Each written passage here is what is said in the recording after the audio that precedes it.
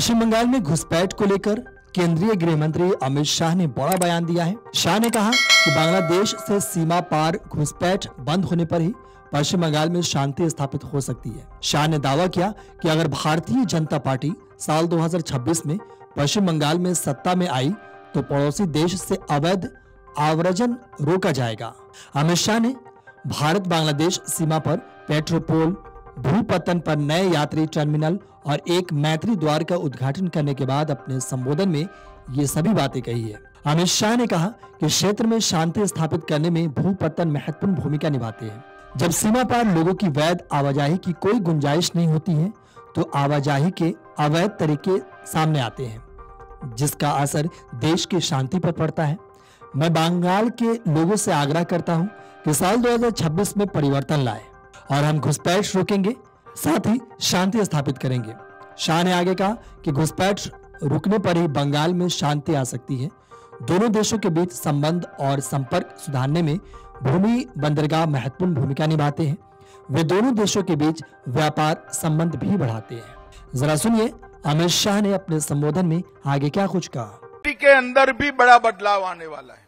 मैं यहाँ जब देख रहा था 10,000 लोग तो आज ही आवाजाही कर सकते हैं और 10,000 लोगों की और सुविधा बनाकर रखी।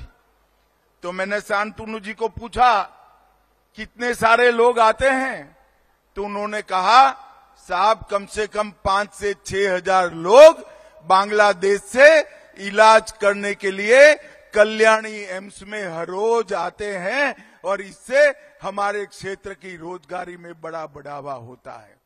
यहां पर शांति की स्थापना में भी ये लैंड पोर्ट अथॉरिटी का इनिशिएटिव बहुत बड़ा योगदान करेगा। जब कानूनी आवाजाही की व्यवस्था न हो तब आवाजाही अवैध रूप से होती है और जब अवैध रूप से आवाजाही के रास्ते खुलते हैं वो बंगाल की, भारत की शांति को बहुत क्षति पहुंचाते हैं।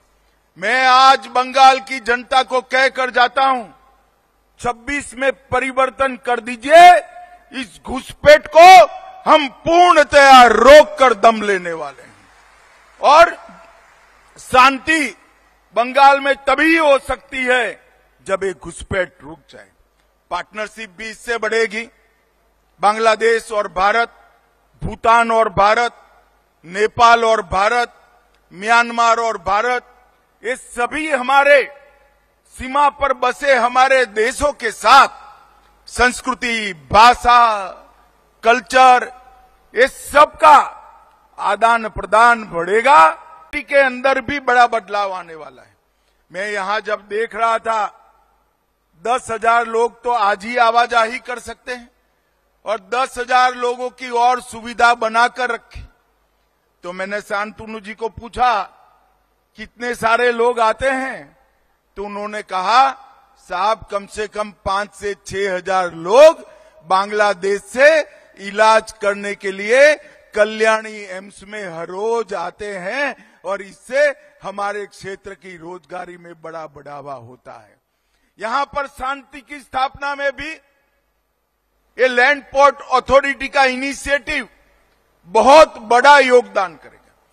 जब कानूनी आवाजाही की व्यवस्था न हो तब आवाजाही अवैध रूप से होती है। अगर आप ये वीडियो YouTube पर देख रहे हैं तो हमारे चैनल को सब्सक्राइब कर बेल आइकन दबाएं और Facebook पर देख रहे हैं तो हमारे पेज को लाइक करें। 8 मिलियन प्लस सब्सक्राइबर, आपके इस भरोसे के लिए बहुत धन्यवाद।